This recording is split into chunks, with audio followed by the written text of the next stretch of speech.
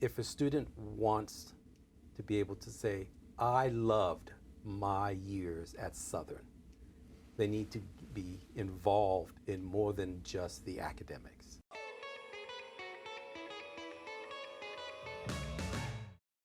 Hello and welcome to another episode of Ignite. As we are wrapping up our season, we decided to focus our last conversation on questions that many students have about Southern Adventist University. With the incoming freshman class at a similar number as our previous one, students, like myself, might be concerned and a little bit curious about what the faculty has in store to accommodate for all of these new developments. Let's get into the episode. All right, President Shaw and Dr. Negron, thank you so much for joining us today. You're welcome. It's good to be here. So SAU has been growing in numbers and facilities over the past few years, and that may leave students about to go on summer break unsure about the school that they're going to be returning to. We appreciate you both joining us today to hopefully answer some of our questions that we have about the Southern that we will be returning to in the fall. So right off the bat, we had the largest freshman class this year, and do you think that this year will follow suit? Are we about to have just as many, if not more, freshman class coming in? You know, it's exciting to have as many students as we have on our campus. 4 years ago, back when COVID was at its high point, we had less than 500 students on our campus. And over the last 4 years, we actually have seen that grow to 758 freshmen this past year. Really excited about that. So we're anticipating about that same number again for this next year. And we're making plans to make it just a super successful year. Ah, that's exciting. All right, and with the amount of students that we have coming, how will SAU be providing for the increased housing needs of students returning and incoming? So the current student body has probably seen the construction. We have a brand new Southern Village building coming up, going up right now, I should say. That's one of 4 that will eventually go up. And we believe that one will be ready for the upcoming year. We also have 20 new cottages in what we are calling the Mountain Cottage subdivision, if you will. But yes, so altogether, those new housing will give us over 100 new beds. Wow. Yeah, each of those new houses, those new cottages have 4 beds in them, which I think is going to be really exciting. It has its own kitchenette, it has its own washer dryer, restroom in there. So I think our upperclassmen are really going to be excited to live up in the mountains. I think it's going to be pretty neat. I look forward to seeing them. So with the added numbers and added places for cottages, etc., do you believe that there is a concern that students have about parking? Is that a valid concern? I think our current numbers show that we actually have a parking spot for all of the registered vehicles we have on campus.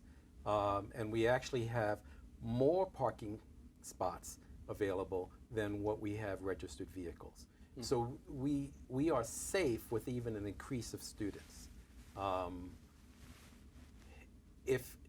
When students ask for more parking, oftentimes what they're asking for is more parking close to the academic buildings that they go to on a daily basis.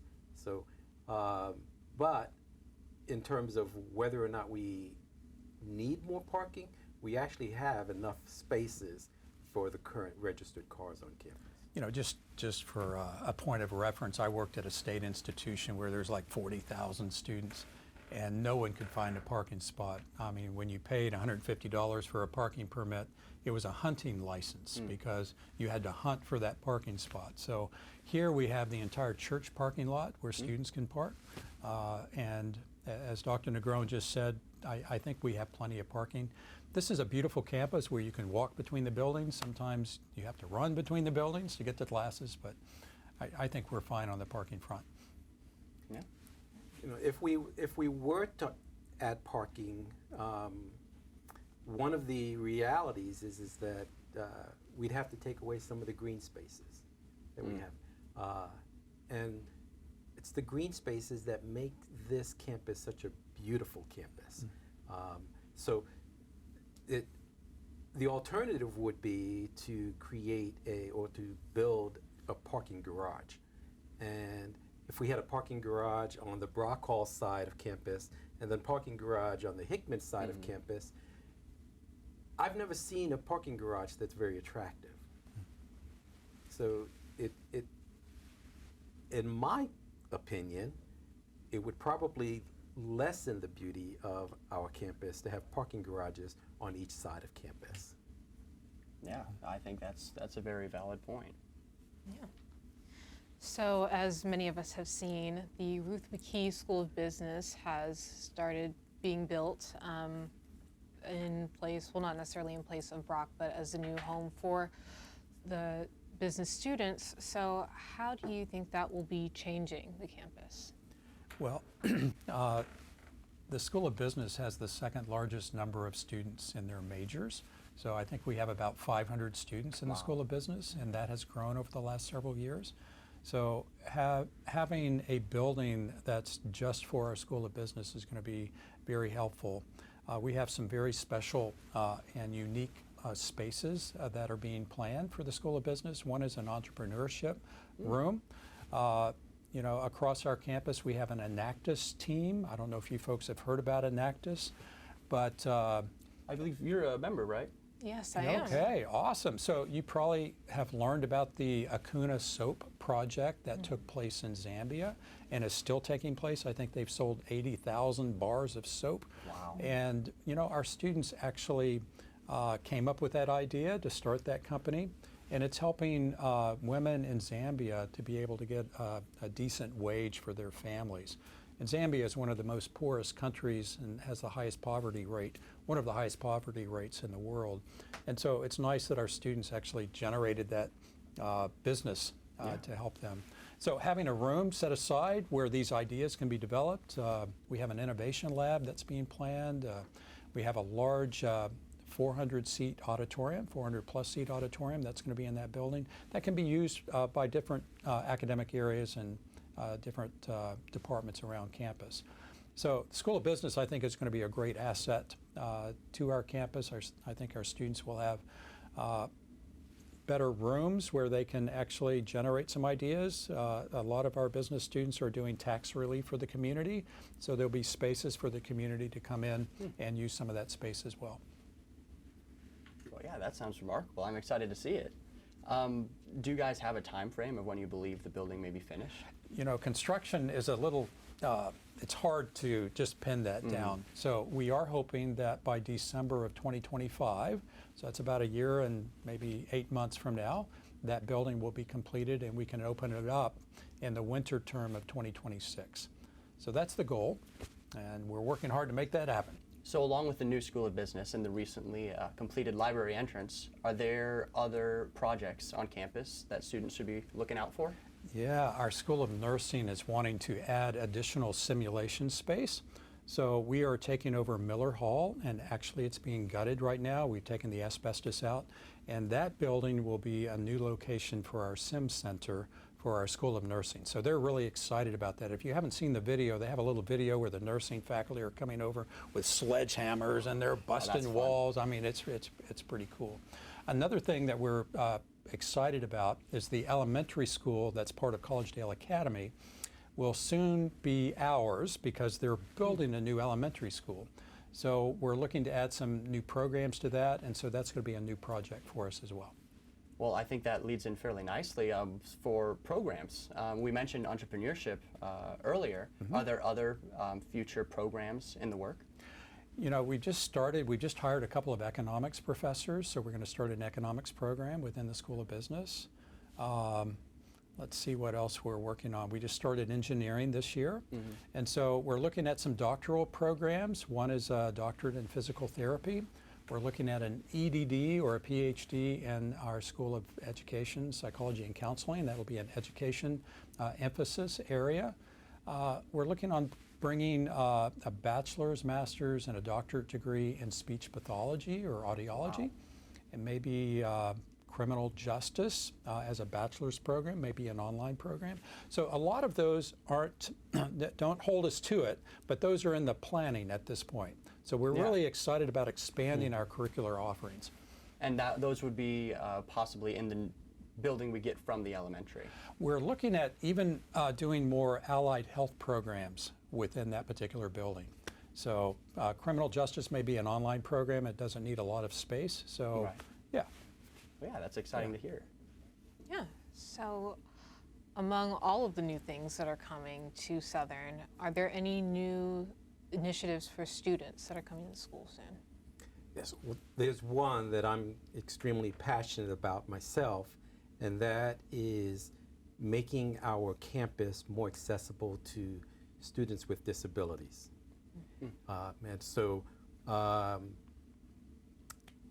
am required to have a strategic plan, and I have a 5-year plan that I've created to make our campus fully accessible to handicap within 5 years. And over the next year, what we're hoping to do is to be able to do things like have braille signs and automatic door openers. And eventually, we will address things like Thatcher Hall and the fact that it doesn't have an elevator, which means that individuals who have a physical handicap are not able to get upstairs to the chapel. We want to address that sooner than later, especially those of us who have to help on move-in day, WeHaul.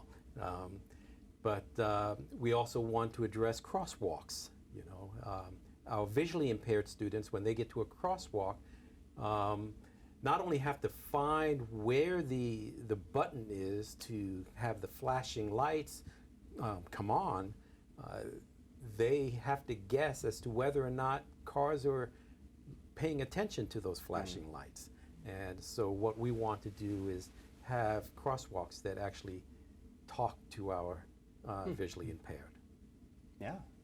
I think something else that I know I've seen on campus, and I'm sure plenty of other students have as well, is at night, much of the campus seems a lot brighter. Do you care to share just a little bit about kind of what started that initiative and kind of the end goal of that? So our student association of this past year, and specifically at the Student Senate, wanted to take on a project that would improve campus in some obvious way. And they identified the lighting as something that needed to be improved quickly.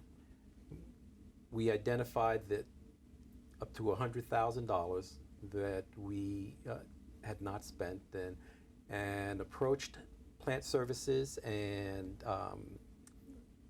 Marty Hamilton, who's in charge of facilities on our campus, and said, is this possible? If we gave you $100,000 from our budget, would this be possible? And what we learned is that that $100,000 added to some monies that the university had gotten as a result of a grant to address this very problem has made the lighting of this campus a better thing for us. Yeah, I mean, I would walk along the promenade and there would be some dark areas. And so we've added the LED lighting now across the promenade. That's going to make it so much better, safer for our students. I think we're doing it also down by the track. There's going to be some added lighting down there to make that a little bit brighter as well. Yeah, that's exciting. Oh, yeah, and on the topic of safety, are there any other new safety protocols that Southern might be taking to protect their students and faculty? Well, part of the same grant that Dr. Negron was talking about that we got from the Tennessee is we're appropriating about $88,000 to change out some of the locks on our buildings across campus. So in the event of an emergency happening, it would be nice to externally, from afar, be able to lock down the buildings. And so with the new locks, we'll be able to do that moving forward. So kind of bringing it back a little bit more to student life, with more students coming to campus, more students just being around, do you believe that there is a concern about the accessibility of student jobs on campus? It's not an immediate concern. This year, we know that we had more jobs than we had students applying for jobs.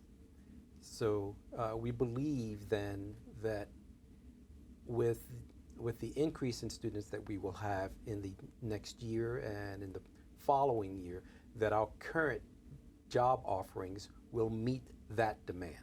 Now, it may be true that in subsequent years that we have a challenge, but it's not an immediate concern.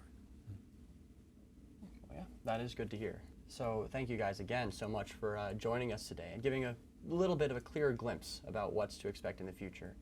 We do want to ask you both just one more question. We have, of course, all these questions that are questions that students may ask, but we want to ask you guys,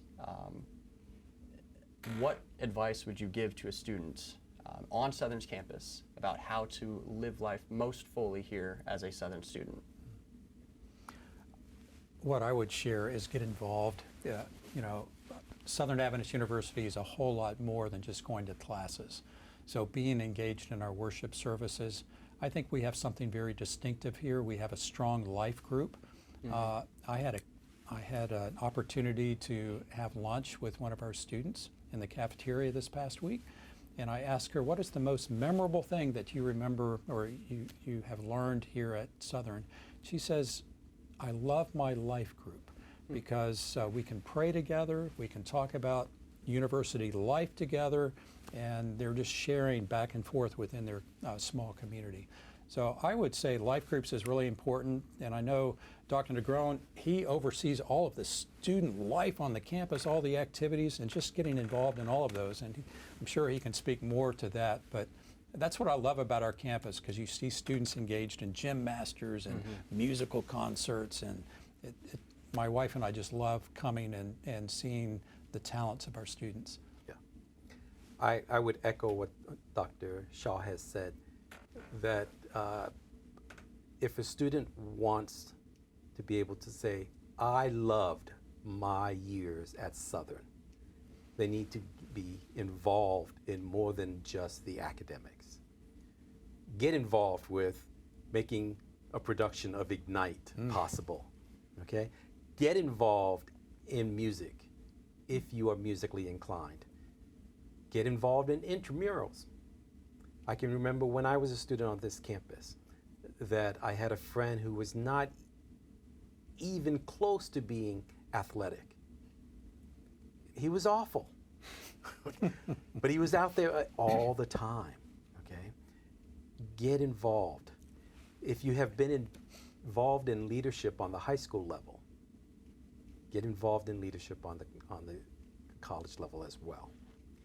Those are the experiences that will make your college life here on this campus something worth remembering.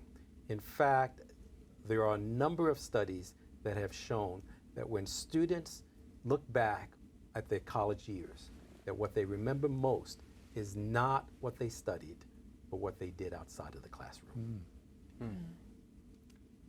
Well, I think that is very good advice to live by, and we appreciate all that you guys do. Thank you so much for joining us today. Thank you so much. Yeah, you're welcome. Thank you for what you both do too. This is incredible. Thank you. Thank you for having us. Thank you for watching today's conversation. I hope that it helped shed a little bit of light on the future of student life on Southern's campus. Ignite is a student-run production based in the School of Journalism and Communication. You can find more of our episodes on our YouTube channel as well as on our Spotify. You can also stay updated by following our Instagram at Ignite SAU. Enjoy your summers. See you next semester. Bye. Bye.